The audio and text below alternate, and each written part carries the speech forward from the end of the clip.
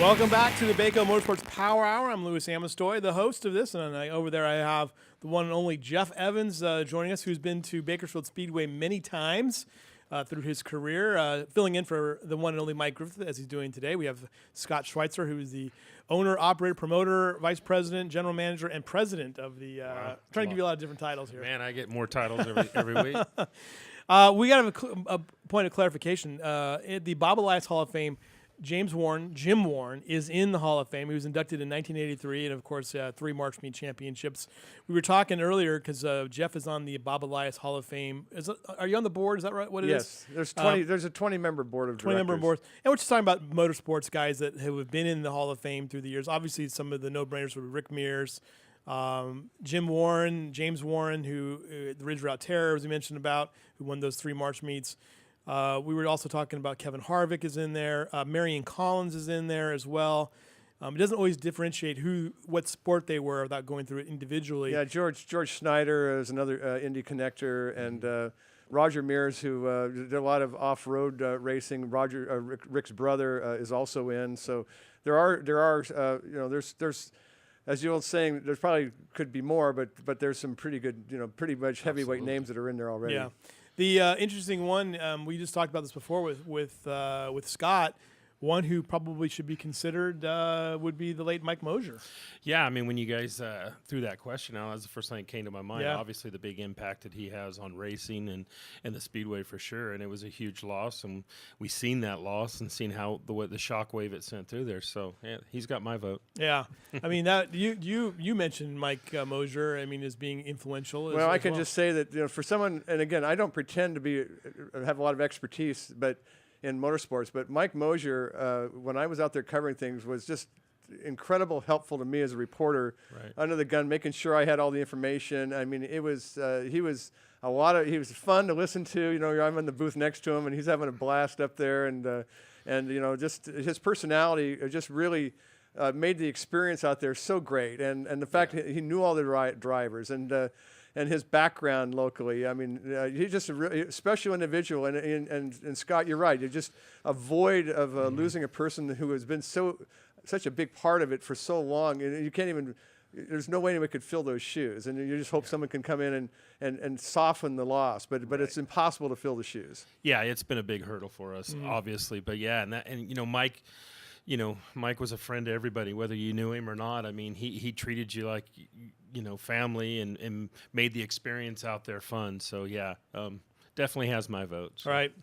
I mean, who else should be on that Hall of Fame list from Bakersfield Speedway through the years? Well, obviously, the synonymous names out there is, Dick Shepherd, Scott Pounds. Those are the guys that, the Bradshaws, the Earnshaws. There's a lot of names like that bring a lot of history to the Bakersfield Speedway. Yeah. So some of them, obviously, a large portion of them no longer active in racing, but you still have Scott that climbed back into cars. So, yeah, there's a lot of people out there at the dirt track that's had a big impact in racing in Bakersfield. Yeah, Dick Shepherd's another one when I covered some of the days, and he was so helpful to me. Yeah. Again, always took the time to talk to me. He had his, he was busy. He just got done with the race. He's got all the other people around him. Always made time when I needed to talk to him, and again, nothing but positive experience with him. Didn't deal with Scott a whole lot. Scott Pounds a whole lot. And nowadays, with our deadlines being so early, we really don't get the chance to mingle with the drivers the way we used to be able to do that. And Mike obviously does. Mike Griffith does, because he's out there and talking to him off the track. But when you're out there on Saturday night and our deadline situation is 10:30, and the races half the time are going to 11, and you don't even get the last race in. There's not much opportunity to go down to the pits and mingle with the drivers, which is one thing that's really sad that we missed that, because it was a lot of fun to be able to do that and have the time to do that, and now we don't have the ability to do that. Yeah, and that's a huge part of racing, because a lot of people, I mean, they can recognize the racer, the car, the number, and like that, but you don't recognize them if you see them walking down the aisle at Vaughn's or anything like that.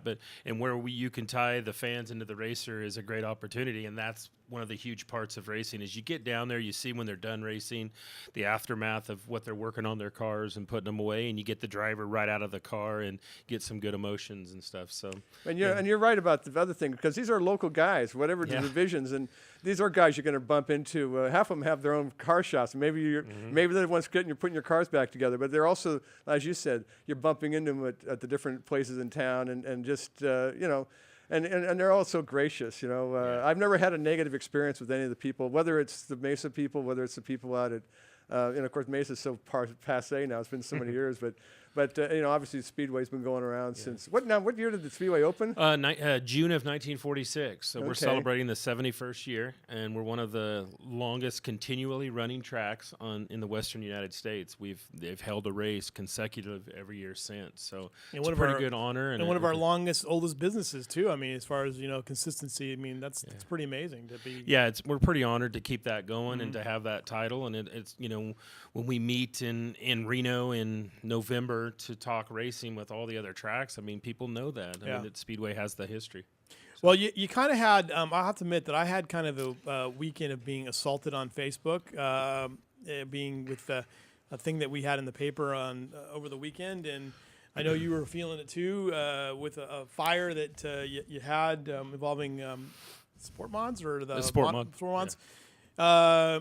There's been some criticism of the track and the response on it. I just wanted to hear from you what your thoughts on that are. Well, obviously, it was a bad deal. Obviously, we were 3/4 of the way through the main event in the sport mods. We had a sport mod have a mechanical failure and stopped on the track, and another car at full speed slide into him and hit him, and a piece of metal punctured, protruded a fuel cell, and it started a fire.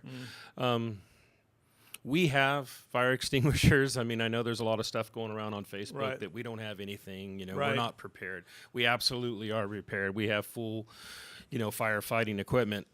The scene of the fire, we sent our foaming agent out there to handle it. The drivers were out immediately. That's the most important thing is driver safety, fan safety, crew safety. The drivers were out immediately.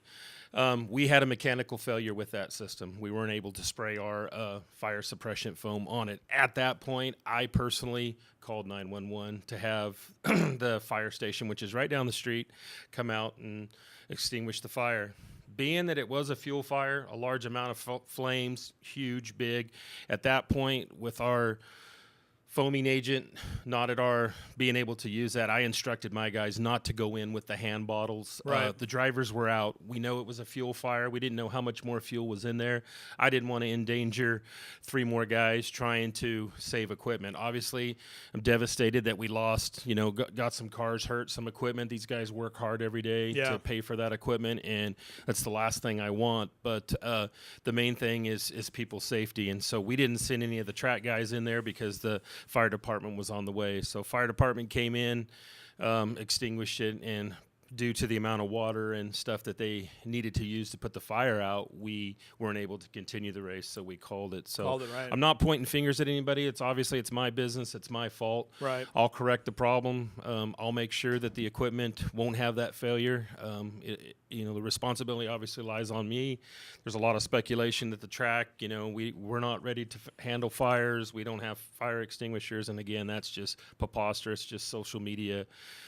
The bad side of social media, but you and I talked about this, that your insurance regulations pretty regimented, right? We get inspected every year. We were already inspected this year. We have 5, 6, 7 hand 2.5 gallon water extinguishers. We have chemical fire extinguishers. We have generators with sawzalls and to cut people out of cars. I mean, we have all the necessary equipment. There's no way that I'm going to sanction a race or hold a race where a racer's life's in danger. I mean, that's not what we do. My kids race out there, and I take this to heart.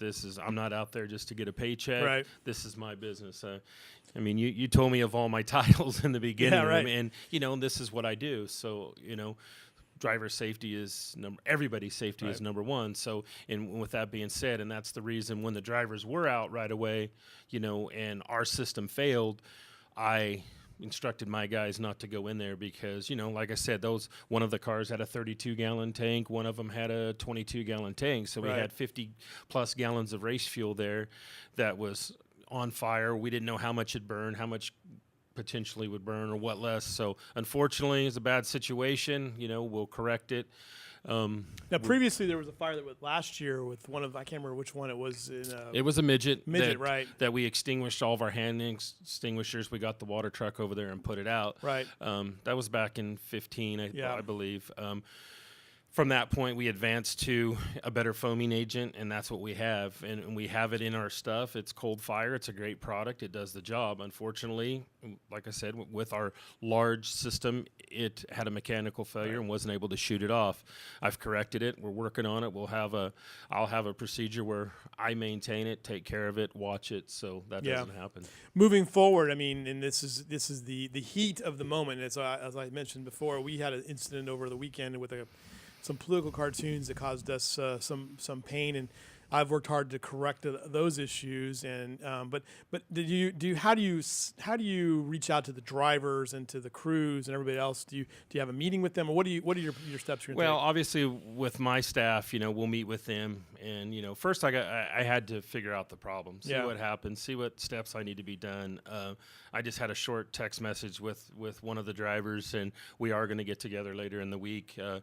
But of course, I need to know what took place, what happened, my steps of corrections, and what we can do to offer to him. I don't want to sit down with them and make accusations that I can't fulfill. Right. So, that's coming. As long as as far as our guys, we'll see what they need to do, what I need to do, and we'll correct it. And like I said, it's a safe facility. We're IMCA sanctioned. We had World of Outlaws. We had a lot of big name things going on there, and we wouldn't be able to do that if we weren't a safe and proper run facility. Right. This was just, like I said, a mechanical failure. I take the blame, not pointing fingers anywhere, and we'll correct it and move forward. All right, so coming up this weekend, what do we got this weekend? We have IMCA Modifieds return. We got hobby stocks, mod lights, the mini dwarfs, and for the first time, we have the SoCal Enduro. What is the SoCal Enduro? SoCal Enduros it's a club that runs at Willow Springs, and it's basically a mini stock car, a version of a mini stock, and they run 50 laps. They don't run a heat race. They don't hot lap. They don't heat race. They pill draw for their starting positions, and they run 50 laps. So interesting. We have a course set up. They're going to have right turns and left turns. Really? And they soak the course up real good. Nice. Because they don't like to get at high speeds. It's more of an attrition endurance deal. So it's the first. We have them twice throughout the year. This will be the first time, so it's interesting to see. They've been getting car counts of 15 to 20 cars in Willow Springs, the group that runs. We have some interest with our local guys, so a little bit different. It'll be it's one of those nights that the way the scheduling lays out, we were able to put them in there, and they'll get to run a bit. I don't have the pricing this week. What are we looking at for tickets? General admission $12, seniors military 10, kids 6 to 12.5. Now, this is the point where I usually go to Griffith and I say, Mike, and he'll say the following. Repeat after me. Ready? Camping and parking are free. Camping and parking are free. Jeff Evans with the win. Yeah. I'm going to show some of these pictures. I'm going to get to some of the results we had from last week. In the Northern Sport Mods, Brylan Holder was the winner with Nick Spain Howard in second. Jason Nation was in third. In the IMCA stock cars, Steven Johnson with another win there. Ron Hurt and Troy Patey would finish out number 3. Late models, a small crowd there in late models with 4 cars, unfortunately. But Steve Drake, Nick Bartels, Larry Childress, and Ron Bartels. I mean, it could still be kind of fun to watch even with 4 cars. Yeah, it's like we talked, last time they were here. It's costly division in this economy. It's tough to get them. Mini stocks, 17 car field. Now, this is one that does have a big car count, and you saw Doug Shepard with the win over Misty Warren and Lonnie Spiller in third. Billy Winchester the third, finishing out fourth. American stocks, another good group there, and Nicholas Johnson with the win. Trevor Baker, Brandon Ratcliffe in third, Bob Ellis. So some good competitive events over the weekend.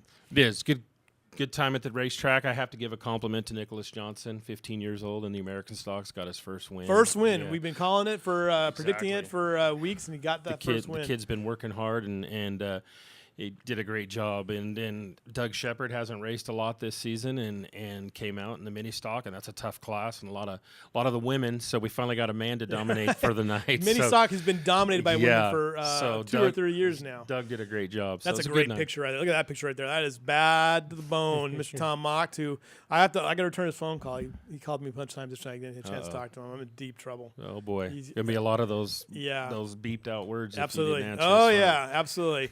All right, we'll talk to you later. Thanks for coming in. You bet. Appreciate it. We'll see you next week. All right, we'll take you. a quick break, and we'll have a short segment because Steve Hughes is on vacation apparently. We'll talk a little bit about what's going on at KCRP.